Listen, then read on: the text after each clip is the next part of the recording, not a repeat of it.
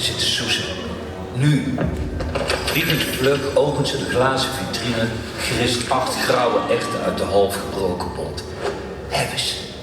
Zou het kloppen wat alchemisten beweren? Ga je hallucineren als je er lang op koudt? Hals over kop verlaat ze de bouwloods, waar de oude schatten van de Sint-Jan zijn uitgestald. Ook de pot van de echte man. Onlangs opgegraven, met echten en al. Maar zou het kloppen?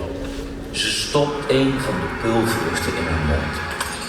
Sabbelt verdoofd, raakt van zinnen beroofd, proeft glorie en gloed, razernij en ravage. 8 eeuwen Sint-Jan waaien rond in haar hoofd, in een storm van beelden. L'orage d'image, reist ze terug in de tijd die vooruitgang belooft. Langmuit ligt ze op het gras van de Sint-Jan, kijkt stil omhoog. De tweede echt smaakt naar verleiding. Ze ziet zilveren regen en gouderen netten, een hap uit de appel die niet zal beletten. Dit bosparadijs te blijven bevolken met voeten in het gras, maar hoofd in de wolken. Na de derde echt tintelt haar gehemelte. Geen dromen die dralen, maar kathedralen, oorden van toevlucht in hout, glas en steen, waar de zoete moeder bange harten bijeen omkranst met haar zachtheid en zilveren stralen. Want de mens waant zich God, maar is zo fragiel, het leven trekt winkelhaken in elke ziel.